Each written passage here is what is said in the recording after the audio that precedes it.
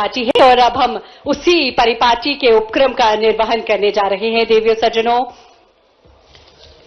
मध्य प्रदेश के माननीय मुख्यमंत्री जी के अभिनंदन के लिए हम विनम्रता पूर्वक आग्रह करते हैं वन एवं पर्यावरण मंत्री आदरणीय दिलीप अहिरवार जी से मध्य प्रदेश के माननीय मुख्यमंत्री जी का अभिनंदन करें, स्वागत करें। एक बार हमारे मंचासीन अतिथियों का अपनी भरपूर तालियों के माध्यम से अभिनंदन एवं स्वागत करें देवियों सज्जनों। और अब हम आगामी क्रम में बढ़ते हुए माननीय मुख्यमंत्री जी का अभिनंदन कर रहे हैं, स्वागत कर रहे हैं। अतिथि देवो भव की परंपरा वृक्ष रुद्राक्ष का पौधा भेंट कर रहे हैं। ये पौधा बेहद खास है, जो आध्यात्मिक चेतना, औषधीय गुणों और पर्यावरणीय संतुलन तीनों का प्रतीक है। रुद्राक्ष का ये पौधा, और निश्चित ही रुद्राक्ष जिसे भगवान शिव का आशीर्वाद माना गया है। बाबा महाकाल के परम भक्त माननीय मुख्यमंत्री जी जब हमारे बीच में हों और उनका अभिनंदन यदि हम रुद्राक्ष का पौधा बेच कर रहे हैं तो इससे सुखद क्षण और क्या ही हो सकता है। हम आग्रह कर रहे हैं, हमारे बीच में माननीय अतिथि श्री दिलीप अहिरवार जी उपस्थित हैं। आपके स्वागत और अभिनंदन के लिए हम एसीएस सर से विनम्र अनुरोध कर रहे हैं, कृपया माननीय वन एवं पर्यावरण विभाग के माननीय मंत्री जी का स्वागत करें। तालियां आप सभी की भी भरपूर होना चाहिए। हम सभी के बीच में गरिमामय उपस्थिति है आदरणीय भगवान दास सवनानी जी, माननीय विधायक दक्षिण पश्चिम क्षेत्र। आपके अभिनंदन स्वागत के लिए हम आग्रह करते हैं वीएन अंबाडी जी, प्रधान मुख्य वन संरक्षक वन बल प्रमुख मध्य प्रदेश भोपाल से। आपका अभिनंदन करें, स्वागत करें। तालियां हम सभी की लगातार बजती रहे देवियों सज्जनों। हमारे बीच उपस्थित है नगर निगम अध्यक्ष किशन सूर्यवंशी जी। आपके अभिनंदन और स्वागत के लिए हम आग्रह करते हैं प्रबंध संचालक समिता राजौरा जी से। माननीय हमारे नगर निगम अध्यक्ष महोदय का अभिनंदन करें, स्वागत करें। माननीय राज्य मंत्री वन एवं पर्यावरण विभाग की भी गरिमामय उपस्थिति हमारे बीच है श्री दिलीप अहिरवार जी। आपका भी बहुत अभिनंदन, बहुत स्वागत। और हम आग्रह करते हैं हमारे एसीएस सर से ही कि हमारे इन सभी अतिथियों का अभिनंदन एवं स्वागत करें। तालियां हम सभी की लगातार बजती रहे देवियों सज्जनों। स्वागत के इस क्रम को आगे बढ़ाते हुए स्वागत उद्बोधन के लिए हम विनम्रता पूर्वक आग्रह कर रहे हैं डॉक्टर समिता राजौरा, प्रबंध संचालक मध्य प्रदेश राज्य लघु वनोपज संघ से, कि आज के इस अवसर पर स्वागत उद्बोधन प्रस्तुत करें।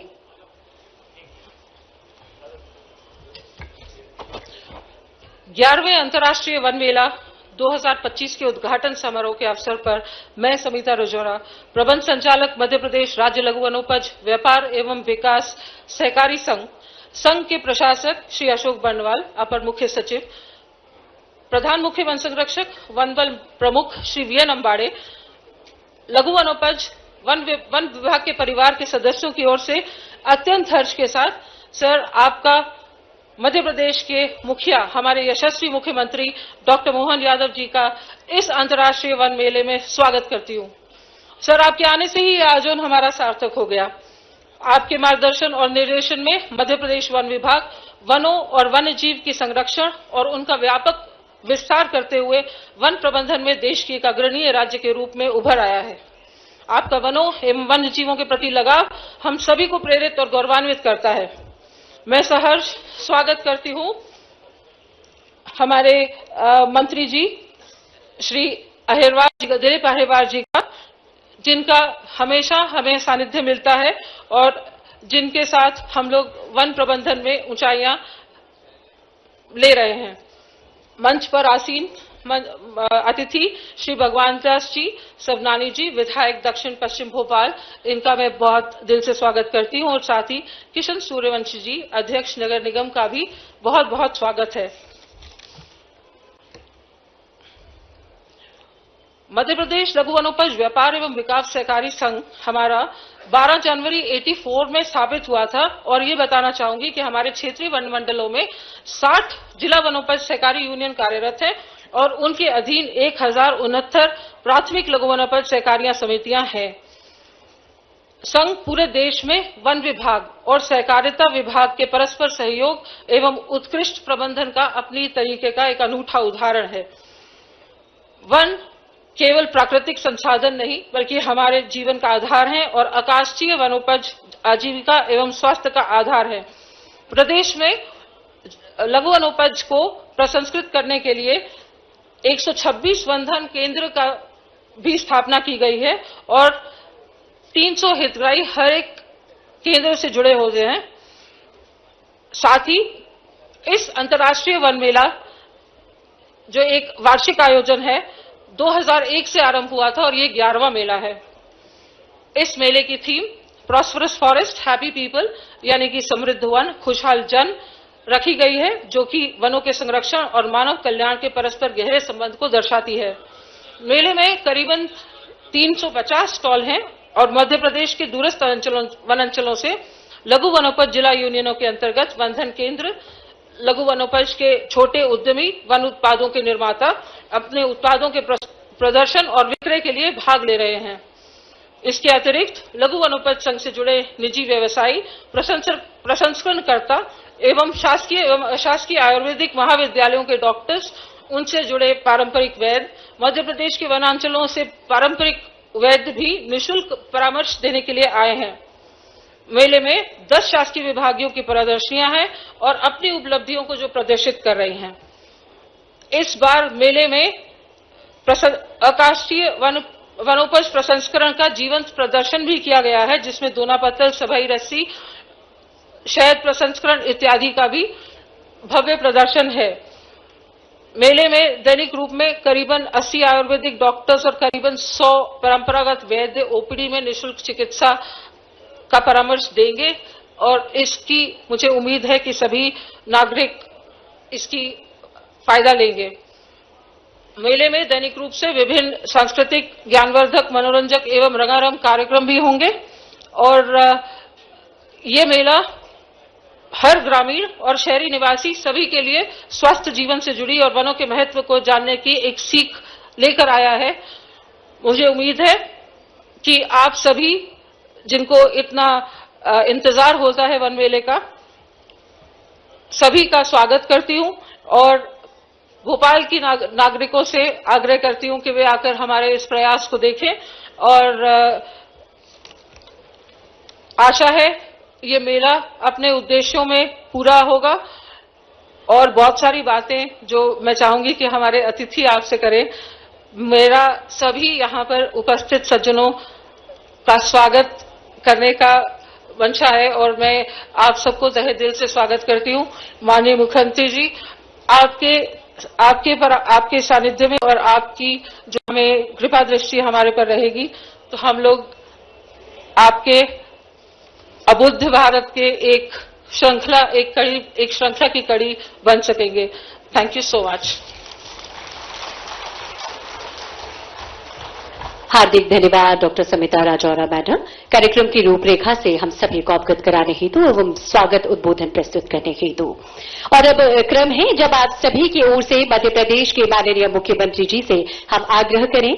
हम अब एक ऐसे गीत का विमोचन करने जा रहे हैं जो मध्य प्रदेश के वनों से जुड़े लाखों परिवारों के परिश्रम, स्वाभिमान और आजीविका की सशक्त अभिव्यक्ति है।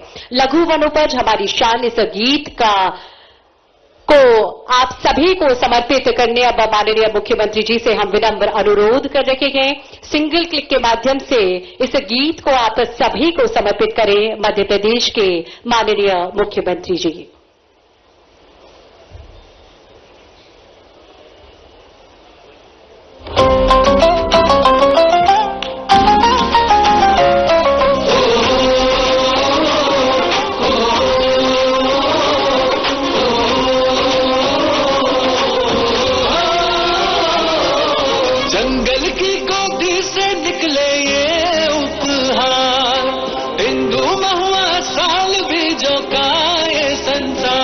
रोजगार समान संग खुशहाली है अब आई, वनवासियों की आंखों में नई सुबह मुस्कुराई। लघु वनोपज हमारी शान, जन जन का है सम्मान।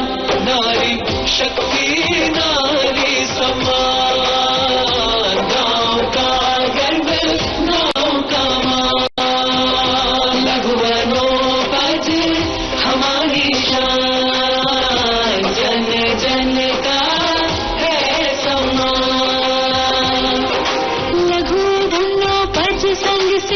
रहा जन्नत, वन धन केंद्रों के संग से रोशन हर आंगन। संग्राहकों के बच्चों में सपनों ने ली उड़ान, एकलव्य योजना से मिली नई पहचान। लघुवनोपज हमारी शान, जन जन का सम्मान। वन वनवासी जैव विविधता हम सबकी पहचान, वन वनवासी जैव विविधता हम सबकी पहचान।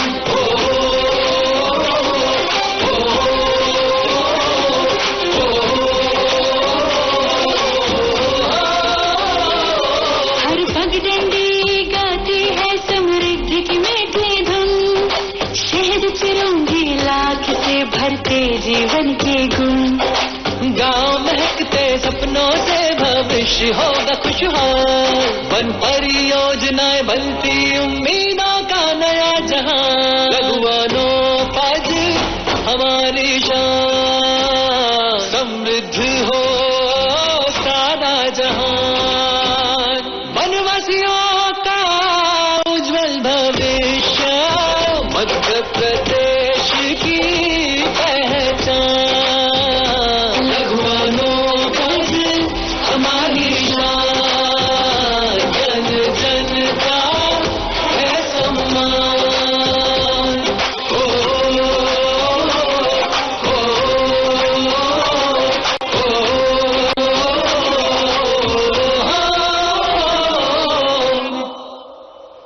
हार्दिक धन्यवाद माननीय मुख्यमंत्री जी।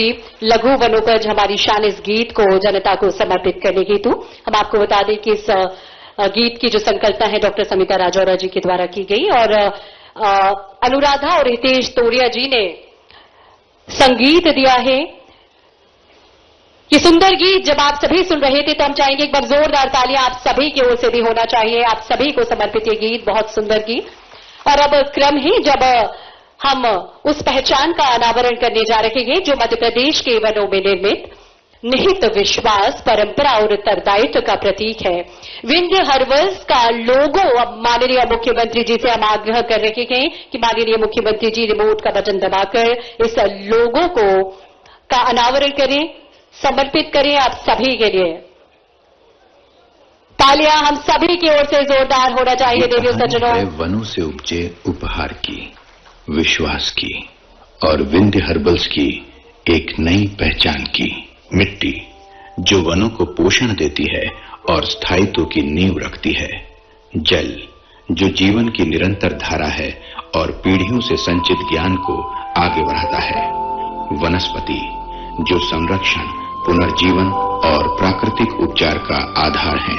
जब मिट्टी, जल, वनस्पति और समुदाय एक साथ आते हैं तो जन्म लेता है एक संकल्प। ये समर्पित आकृतियां प्रकृति और जीवन के प्रति उत्तरदायित्व का प्रतीक हैं। विंध्य हर्बल्स ये सिर्फ एक लोगो नहीं, ये जंगल, जीवन और समुदाय की साझा कहानी है। ये लोगो प्रेरणा लेता है प्राथमिक लघु वनोपज समितियों, वन समितियों और स्व सहायता समूह से, जहां परंपरा, सम्मान और सामाजिक प्रगति एक साथ पनपते हैं। विंध्य हर्बल्स। बहुत बहुत धन्यवाद माननीय मुख्यमंत्री जी। और अब क्रम है जब हम हाउस ऑफ विंध्य हर्बल्स द्वारा प्रस्तुत विंध्य हर्बल्स वेलनेस किट के औपचारिक विमोचन के साक्षी बनने जा रहे हैं। आग्रह कर रखे हैं मध्य प्रदेश के माननीय मुख्यमंत्री जी और सम्मानीय मंच से इस वेलनेस किट का विमोचन करेंगे। अभी जो लोगो विंध्य हर्बल्स के लोगो का जो अभी शुभारंभ किया गया, अनावरण किया गया, वो माननीय मुख्यमंत्री जी को सौंपा जा रहा है, भेंट किया जा रहा है। माननीय वन मंत्री, राज्य वन मंत्री माननीय मुख्यमंत्री जी को ये लोगो भेंट कर रखे हैं। हमारे मंचासीन अतिथियों को ये लोगो भेंट किया जा रहा है। बहुत बहुत धन्यवाद। और हम सभी की भी करतल ध्वनि इस अवसर को बहुत विशेष बनाएगी। एक बार जोरदार तालियां हम सभी की ओर से रेडियो सज्जनों।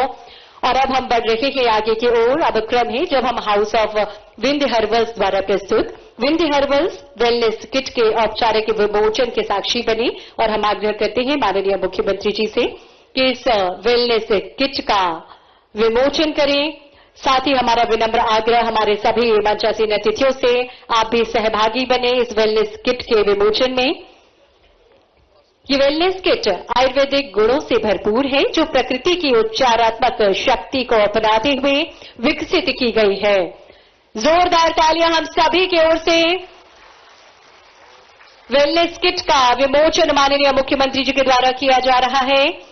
मध्य प्रदेश के वनों से प्राप्त शुद्ध और प्राकृतिक घटकों पर आधारित wind hair oil, wind hair shampoo, body massage oil और भी कई सारे प्रोडक्ट्स इसमें शामिल किए गए हैं और ये किट पारंपरिक वन आधारित ज्ञान, आधुनिक गुणवत्ता पर आधारित है। आगे की ओर बढ़ते हुए विनम्रतापूर्वक अब हम आग्रह कर रहे हैं माननीय राज्य मंत्री वन एवं पर्यावरण विभाग श्री दिलीप अहिरवार जी से आज के इस अवसर पर अपनी भावनाएं हम सभी के समक्ष प्रस्तुत करें। बोलो भारत माता की, भारत की। आज अंतर्राष्ट्रीय इस वन मेला के शुभारंभ अवसर पर हम सबके बीच में जिनका सदैव हम सबको मार्गदर्शन और आशीर्वाद मिलता रहता है, ऐसे हमारे मध्य प्रदेश के यशस्वी मुख्यमंत्री आदरणीय डॉक्टर मोहन यादव जी हम सबके बीच में मंच पर उपस्थित हैं। मैं चाहूंगा जोरदार तालियों से स्वागत आदरणीय मुख्यमंत्री जी का करें। हम सबके बीच में वरिष्ठ नेता हमारे लोकप्रिय विधायक आदरणीय भगवान दास सबनानी जी भी मंच पर उपस्थित हैं। हमारे सम्माननीय किशन सूर्यवंशी जी जो हमारे भोपाल के अध्यक्ष हैं। हम सबके बीच में सम्माननीय अशोक बड़वाल जी, सम्माननीय अंबाड़े जी, हमारी मैडम आदरणीय डॉक्टर समिता राजौरा जी, सम्माननीय हमारे प्रफुल्ल जी, सामने बैठे हमारे सभी विभाग के अधिकारीगण, सभी पत्रकार साथीगण, उपस्थित दूर दूर से आए सभी जनता जनार्दन और ज्येष्ठ और श्रेष्ठ सभी हमारे भाइयों और मातृशक्ति हमारी माता बहनों, आप सबका मैं बहुत बहुत स्वागत करता हूं, वंदन करता हूं, अभिनंदन करता हूं। निश्चित रूप से ये वन मेला अंतर्राष्ट्रीय वन मेला 11वां वन मेला है। जिस प्रकार से इस वन मेला का आप देख रहे हैं भव्यता की और दिव्यता दिखाई दे रही है, निश्चित रूप से हमारे माननीय मुख्यमंत्री जी का भी बड़ा इसमें वो रहता है कि इस वन मेला के माध्यम से जिस प्रकार से मध्य प्रदेश के हमारे छोटे लोकल उद्यमियों को बढ़ावा देने का जो उद्देश्य हमारे मुख्यमंत्री जी का है, आज निश्चित रूप से वो दिख भी रहा है। और आने वाले समय पर आपको बता दें कि पिछली बार यहां 300 स्टॉल लगी थी, इस बार 350 स्टॉल लगी है। निश्चित रूप से ये कहीं ना कहीं हमारे मुख्यमंत्री जी के मार्गदर्शन में जिस प्रकार से हमारे वन विभाग के अधिकारी काम कर रहे हैं, अलग अलग प्रकार से आपको स्टॉलें मिलेंगी, कई जड़ी बूटियों की स्टॉलें मिलेंगी आपको, हमारे कई डॉक्टर होंगे, कई वैद्य होंगे, अलग अलग हमारे कपड़े की शॉप होंगी, अलग अलग फ्रूटों की शॉप होगी। आप निश्चित रूप से ये वन मेला हम सबके बीच में जो है, हमारा एक ही उद्देश्य है, हमारे माननीय मुख्यमंत्री जी का उद्देश्य है कि मध्य प्रदेश के हमारे लोकल जो छोटे छोटे दुकानदार हैं उनको बढ़ावा मिले, इसका उद्देश्य ये है। और ये उद्देश्य दिख भी रहा है, जिस प्रकार से इस प्रकार की जो व्याकुलता रहती है मध्य प्रदेश के अंदर, जैसी वन मेला आता है लोगों के अंदर उत्साह रहता है कि वन मेला चालू होने वाला है। हमने तो मुख्यमंत्री जी का भी निर्देश भी हुआ था कि भोपाल में वन मेला होता है, अब दूसरा वन मेला माननीय मुख्यमंत्री जी ने आदेश किया है, उनके मार्गदर्शन में उज्जैन में भी अभी वन मेला लगेगा। निश्चित रूप से हम सबको इसमें शामिल होने का अवसर मिला है और मुझे भी अवसर मिला, तो निश्चित मैं पुनः आप सभी का बहुत बहुत धन्यवाद देता हूं और आपसे कहता जरूर हूं कि एक एक स्टॉल जरूर देख के जाए, एक एक अलग अलग प्रकार की जड़ी बूटियों की स्टॉल जो आपको कहीं मध्य प्रदेश में नहीं मिलेगी, इस वन मेले में आपको मिलेगी। पुनः आप सभी का मैं बहुत बहुत धन्यवाद करता हूं। जय हिंद, जय भारत, जय मध्य प्रदेश। हार्दिक धन्यवाद माननीय, आपके प्रेरणास्पद उद्बोधन के लिए। आज हमारा मध्य प्रदेश समृद्धि के नए सोपान चढ़ता हुआ, प्रगति के नए द्वार खोलता हुआ, विकास की उर्वरता से नई दिशाएं गढ़ रहा है। जहां परंपरा का मान है वहीं प्रगति की उड़ान है और इस बात को सिद्ध किया है मध्य प्रदेश के माननीय मुख्यमंत्री डॉक्टर मोहन यादव जी ने। माननीय मुख्यमंत्री जी के नेतृत्व में निश्चित ही मध्य प्रदेश ने यह सिद्ध किया है कि आत्मनिर्भरता का मार्ग प्रकृति के संरक्षण से होकर ही जाता है। आप सभी की करतल ध्वनि के बीच में आइए, आग्रह करें मध्य प्रदेश शासन के माननीय मुख्यमंत्री जी से आज के इस विशेष अवसर को और अधिक विशेष बनाएं, हम सभी को अपना आशीर्वचन प्रदान करें। जोरदार तालियां आप सभी की ओर से। और आज निराला की ये पंक्तियां मुखरित होती है कि शक्ति दो, उदारता दो, पथ पर चलने की दृढ़ता दो। ऐसे ही व्यक्तित्व की धनी है माननीय मुख्यमंत्री जी। वन मेले के शुभारंभ के अवसर पर, और वन मेला भी अंतर्राष्ट्रीय स्तर का है, मैं मंच पर विराजमान माननीय मंत्री श्रीमान दिलीप सिंह अहिरवार जी, माननीय विधायक श्रीमान भगवान दास सबनानी जी, नगर निगम के सभापति माननीय किशन सूर्यवंशी जी, एसीएस वर्णवाल जी, सविता राजौरिया जी, पीसीसीएफ और बाकी आप इस पूरे कार्यक्रम में आयोजित समस्त आगंतुक अतिथिगण, भाइयों बहनों, पत्रकार साथियों, वन मेले का अब भोपाल नहीं पूरे प्रदेश को इंतजार रहता है कब शीतकालीन ये समय आए और लाल परेड ग्राउंड, ये हरा परेड ग्राउंड हो जाए। वन से आच्छादित तमाम प्रकार की गतिविधियों के आधार पर सच में इसका एक अलग पहचान बन जाती है, अलग प्रकार की ये आभा दुनिया। और ये सच है कि इस अंतर्राष्ट्रीय वन मेले का लोगों को इंतजार भी होता है। अलग अलग प्रकार की सारी वस्तुएं मैं देख रहा हूं कि जितने प्रकार से आपने संयोजन का प्रयास किया है, सच में औषधि पौधे, जड़ी बूटियां, आयुर्वेदिक उत्पाद के 350 से ज्यादा स्टॉल, ये आपकी अद्भुत एक लीला है, एक तरह से मैं मान के चलता हूं। और ये भी बात सही कि मेडिकल साइंस की प्रगति तो प्रशंसनीय है, लेकिन जड़ी बूटी का तोड़ नहीं हो सकता, ये भी पक्की बात है, ये पक्का। और हमारे ऋषि मुनियों ने भी विरासत से वो जो हमको ये वर्तमान का संसार दिया है, क्या क्या सोचा होगा और कैसे कैसे सोचा होगा, उनकी कल्पनाशीलता भी अद्भुत है। हमारे लिए जाने अनजाने हमारे साथ ये प्रकृति की वरदान वाली वस्तुएं कैसे हमारे भोजन में शामिल हो गई। कहाँ हमारा भोजन, सब्जी में हल्दी, सब्जी में सभी प्रकार के मसाले, और उन मसालों के अंदर दीर्घजीवी होने की, रोगाणुओं से लड़ने की ताकत, ये हमारी उस अवस्था को, ये कोविड के समय तो बिल्कुल परवान चढ़ गया। हमारा काढ़ा जब आया तो अखाड़ा कम पड़ गया दुनिया के सामने। काढ़े ने क्या जबरदस्त कमाल किया है, कौन सी बीमारी, कैसी बीमारी, कोई पता नहीं चल रहा था, दुनिया में हाहाकार मचा। एलोपैथिक हमारे सभी मान्य चिकित्सक भी अपने प्रकार से वो बुखार की दवाई दे दो, कुछ कुछ टाइम कैसे निकाले उस कठिन दौर में, लेकिन हर एक कोई घबरा रहा था। लेकिन घबराने में अमृत के समान काढ़ा तो वो भी पी रहे थे और हम सबको भी पिला रहे थे। हर एक जगह आयुर्वेद ने जो अपना कमाल किया है, सच में हम भी वैसे मजाक में बोलते हैं, पेड़ क्या देते हैं, पेड़ क्या देते हैं, ये तो कोई भी बोल देगा, क्या ऑक्सीजन देते हैं, लेकिन पेड़ लेते क्या है, वो हमारी कार्बन डाइऑक्साइड लेते हैं। अगर वो कार्बन डाइऑक्साइड नहीं लेंगे तो सच में हमारा जीवन अधूरा हो जाएगा। हमारा और उनका ये पर्याय है, हमारी श्वास प्रति श्वास, उनके बिना जीवन अधूरा है। और यही तो एक वेद वाक्य की दृष्टि से कहा जाता है, यत पिंडे तत ब्रह्मांडे, जैसा पिंड है ये ब्रह्मांड है, और ब्रह्मांड में हम एक दूसरे पे अवलंबित है, हम एक दूसरे पे निर्भर है, दोनों से अलग अलग हो ही नहीं सकते।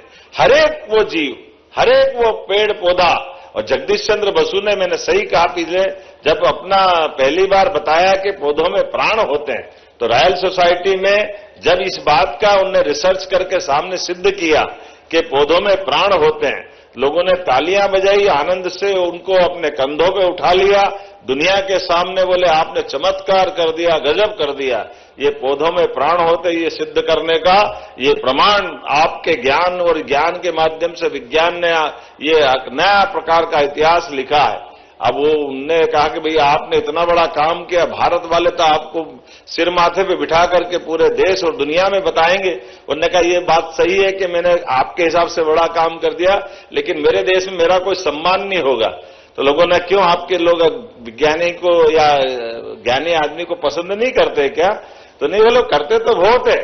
तो बोले फिर, बोले अब ये आपको मालूम नहीं था कि पौधों में प्राण होते, हमारे तो गांव गांव में मालूम था कि पौधों में प्राण होता, उनके लिए कोई नई बात नहीं, उनके लिए नदी पहाड़ पर्वत सब दूर प्राण होते हैं। और ये हमारी प्राचीन वो पद्धतियां हैं कि सायंकाल हम पौधे की पत्ती नहीं तोड़ते हैं, ये हम पौधों को बचाने से, पौधों के साथ हम अपना जीवन यापन कर सकते हैं। हमारे लिए तो जीवन के ऐसे कई रहस्य हैं। परमात्मा की दया से जब कभी निराशा का क्षण आते हैं तो हमारे तो वनगमन की परंपरा है, इसलिए 4 आश्रम में से वानप्रस्थ आश्रम ये सबसे अच्छा आश्रम माना जाता है। जब आप अपने सांसारिक जीवन से परिपूर्णता के बाद अपने जीवन का और अच्छा समय गुजारना हो, अपने संसारिक उत्तरदायित्व में बेटे बेटी की शादियां हो जाए, जीवन के आपके बेहो जो यौवन अवस्था के लिए, उसके बाद के दौर में आपका जीवन सच्चे अर्थों में समाज जीवन के लिए कैसे काम आ सकता है। तो 50 से 75 साल की अवस्था का जो वानप्रस्थ जीवन है, सच अर्थ में बात का संन्यास काल तो एक तरह से हमारी वो अध्यात्म की दुनिया में चला जाता है, लेकिन चराचर के इस जगत में उससे जुड़ने के साथ हमने सबने देखा, ऋषि मुनियों ने अपने जीवन काल में, हमारे यहाँ तो ऋषि मुनि भी 2 अलग अलग विधाएं हैं, उनके आधार पर हमको जानने का मौका मिलेगा। वन जाने के लिए ऋषि अपने यौवन काल में कम खर्च में अपने जीवन के माध्यम से परिवार भी बसाना, लेकिन परिवार के रहते रहते ऋषि अपने ऋषि पुत्र, ऋषि पत्नी, ऋषि परिवार के साथ समाज में वनों के माध्यम से भी वन के अंदर अपने सब प्रकार से जीवन यापन करते हुए हमारे लिए न्यूनतम आवश्यकता के साथ संसार के साथ जीवन जीते जीते हजारों साल से ये ऋषि परंपरा इतनी उत्कृष्ट रही है कि हमारे देश की पहचान ऋषि मुनियों से रही है।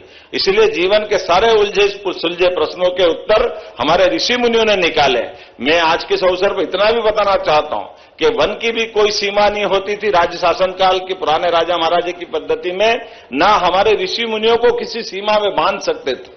वो सारी दूर निर्बाध रूप से आने जाने के लिए स्वतंत्र होते थे। हजारों साल की वो परंपरा, वो सच में ये गिलोय का काढ़ा और ये जिस प्रकार से बाकी जड़ी बूटी है, लेकिन आपने भी अर्जुन, आंवला, हर्रा, बहेड़ा को जिस प्रकार से आधुनिक संसाधन के साथ अभी विमोचन भी कराया। अब हम तो आमतौर पे महुआ नाम सुनते घबरा जाते हैं, लेकिन महुआ का भी लेप आप इतना बढ़िया बना रहे हो, ऐसा लगता है कि नया दौर का नया समय आया। जोरदार अभिनंदन करें हमारे ये नए नए प्रकार के उत्पादों के लिए। और ये वन्य जीवनों के आधार पर हमारा जो आयुर्वेद है वो तो कायाकल्प तक तरफ ले जाता है। ये बात सही है कि जैसे यत पिंडे तत् ब्रह्मांडे, हमारे शरीर के साथ, अपने शरीर के रहस्यों के साथ प्रकृति ने कितना अद्भुत संयोजन दिया है। हमारी सारी दवाइयां कई बार एलोपैथिक की कमजोर पड़ जाती है, लेकिन आयुर्वेद बढ़ के हाथ पकड़ती है तो उम्र बढ़ जाती है। सारी चीजों का अलग से एक दौर निकल जाता है। वात, पित्त, कफ और तमाम प्रकार की कितने आयुर्वेद की बात भी ढूंढो तो ऐसा लगता है कि कदम कदम पर, लेकिन आयुर्वेद के माध्यम से अपने ये अदरक की, तुलसी की, सर्दी में आने वाली चाय भी कितना आनंद देती है। अब बताओ, अदरक की हमारी जो रसायन के साथ साथ उसकी जो औषधि है, पेट में अजवाइन और हींग का रामबाण इलाज तो कोई वैसे ही जान सकता है, हमको मालूम है। जिस प्रकार का अपना ये घर का किचन कमाल कर देता है, औषधि गुणों से युक्त हमारा काढ़ा और तमाम प्रकार की चीजों को आज का समय तो बाबा रामदेव ने घर घर तक पहुंचा दिया। हमारा ये तमाम आयुर्वेद का खजाना, हमारी वन औषधियों का ये वर्तमान का संसार। और आज के समय में जब दुनिया हमारी तरफ देख रही है तो योग से भी और संयोग से भी, लेकिन एक साथ समेकित रूप से सूर्य नमस्कार से लगाकर के हमारी औषधि तक, हमारी जीवन शैली, हमारे जीवन के जीने के साथ साथ प्रकृति के साथ कदम से कदम मिलाने की शैली ये अद्भुत है। ऐसे में मैं अपनी ओर से वेलनेस की दृष्टि से भी हमारी सरकार के बनने के बाद मुझे इस बात का आनंद है कि पहले केवल 7 आयुर्वेदिक कॉलेज थे, एक साल में हमने 8 नए आयुर्वेदिक खोलने का, आयुर्वेदिक महाविद्यालय खोलने का शासकीय स्तर पर भी निर्णय किया। प्राइवेट पे तो हम बढ़ ही रहे हैं, लेकिन वेलनेस सेंटर के आधार पर, हमारी तमाम प्रकार की मनोऔषधियों के आधार पर, ये हमारी संपदा, हमारी वन समितियों के माध्यम से समय बदल रहा है। कितने प्रकार से काम चल रहा है, क्या क्या काम चल रहा है। मैं बधाई देना चाहता हूं, आपने भागीदार बना करके वो सारी चीजें जोड़ने का प्रयास किया है।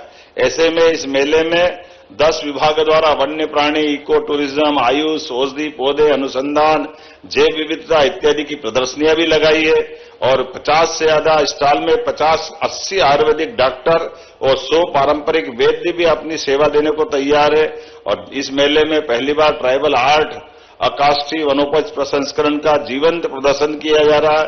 दोना पत्तल निर्माण, सबई रस्सी बनाना, शहद के प्रसंस्करण, बुदनी के खिलौने, लाख और गोंड के आर्ट, ऐसी कई कलाओं के लिए कितने प्रकार से संयोजन किया गया। और मेले के अंदर फूड जोन में भी 26 स्टॉल लगाए गए, जिसमें बांधवगढ़ के गोंडी व्यंजन, अभी तो मैंने खाए नहीं, लेकिन सुन के पानी आ रहा, मुंह में मजा आ रहा है, अपने आप में इतना बढ़िया बनता। छिंदवाड़ा की वन रसोई और अलीराजपुर का पारंपरिक दाल पानिया, हमने दाल बाटी, दाल बाफले तो बहुत खाए हैं, लेकिन दाल पानिया भी कम नहीं पड़ते हैं। वो वाकई हमारा झाबुआ का इतना बढ़िया भोजन है, आनंद आ जाता है। ऐसे में कई सारी प्रकार की बहुत सारी चीजें जुटाने का प्रयास किया। हमारी सरकार भी प्राथमिक वनोपज सहकारी समितियों को, जिला वन यूनियनों को, अनुसूचित जाति, जनजाति, पिछड़ा वर्ग को आर्थिक रूप से सशक्त बना रही है। और वैसे तेंदुपत्ता से लेकर कई जगह हमने बोनस के आधार पर हमारे वन्य आधारित जो ये समिति के लोग हैं या तेंदुपत्ता संग्रह के, उनको मदद के लिए कदम बढ़ाएं। आज 32 लघु वनोपज की न्यूनतम समर्थन मूल्य 25% की वृद्धि ये ट्राइफेड के माध्यम से की जा रही है। मैं एक बार फिर अपनी ओर से इसलिए भी बधाई देना चाहता हूं, जहां मैं बात कर रहा हूं वहां राता पानी अभयारण्य बार-बार लिख के दे देते हैं। ये डॉक्टर विष्णु श्रीधर वाकणकर हमारा अभयारण्य है, जोरदार अभिनंदन करें। भोपाल का ये हमारा टाइगर भी, अब टाइगर रिजर्व पार्क भी बहुत अद्भुत ऊंचाई हासिल कर रहा है। उसी प्रकार से माधव नेशनल पार्क भी उसी प्रकार से जरा ये नवा है। और सागर जिले में अब भीमराव अंबेडकर अभयारण्य, श्योपुर में जहानगढ़ अभयारण्य की स्थापना, चीते हमारे परिवार बढ़ाते बढ़ाते गांधी सागर तक पहुंच गए। और हमने अगला इसी जुलाई तक का टारगेट 2026 में नौरोदही अर्थात रानी दुर्गावती के नाम पर जो अभयारण्य बनेगा, जहां एक साथ टाइगर, चीता, तेंदुआ, ये सब प्रकार से हमारा वन समृद्ध होगा। ये हमारा अपने आप में बड़ा संकल्प भी है। आइए आपके साथ टाइगर स्टेट, चीता स्टेट, वल्चर स्टेट, घड़ियाल स्टेट, लेपर्ड स्टेट, और इसके अलावा भी अब तो गेंडे और जिराफ भी लाने की हम सोच रहे हैं। किंग कोबरा तो आ ही रहा है, कितने प्रकार से क्या क्या सोच रहे हैं। मैं अपनी ओर से एक बार फिर हमारे इस वन विभाग की विविध गतिविधियों के लिए अपनी शुभकामना देता हूं, बधाई देता हूं और उम्मीद करता हूं कि इसी प्रकार से हम अपने वन आच्छादित मेलों की विशेषताओं को लेकर समाज के सामने आएंगे। वेलनेस के आधार पर हमारे आयुर्वेद को भी समृद्ध करेंगे और हर प्रकार से हमारे वन्य प्राणी के साथ साथ वन्य गांवों के अंदर रहने वाले या बाकी सभी प्रकार के लोगों को आर्थिक रूप से भी समृद्ध बनाएंगे। और सशक्त प्रधानमंत्री के नेतृत्व में सशक्त भारत और सशक्त मध्य प्रदेश बनेगा। जोरदार अभिनंदन माननीय मोदी जी के लिए भी। सच में मोदी जी ने आयुर्वेद को इतना बढ़ाया और आयुर्वेद को इतना अपनाया भी है, वो हमारे लिए आदर्श भी है। और आज के इस दौर में, आज के इस समय में सब प्रकार से भारत के अंदर इन सारी गतिविधियों को बढ़ाने के लिए मोदी जी का आशीर्वाद मध्य प्रदेश को सदैव मिलता रहता है। मेरी अपनी ओर से एक बार फिर आप सबका वंदन, अभिनंदन और मेले के शुभारंभ की मैं घोषणा करता हूं। बहुत बहुत बधाई। भारत माता की। हार्दिक धन्यवाद माननीय मुख्यमंत्री महोदय। और निश्चित ही माननीय मुख्यमंत्री जी के व्यक्तित्व में शक्ति भी है, उदारता भी और विकास पथ पर चलने की अदम्य दृढ़ता भी। एक बार जोरदार तालियों के माध्यम से माननीय मुख्यमंत्री जी का धन्यवाद ज्ञापित करें कि ऐसा सक्षम सबल नेतृत्व हम सभी को मिला है। और अब आगामी क्रम में बढ़ते हुए हम आग्रह कर रहे हैं प्रधान मुख्य वन संरक्षक एवं प्रबंध संचालक डॉक्टर सविता राजौरा जी से आज के इस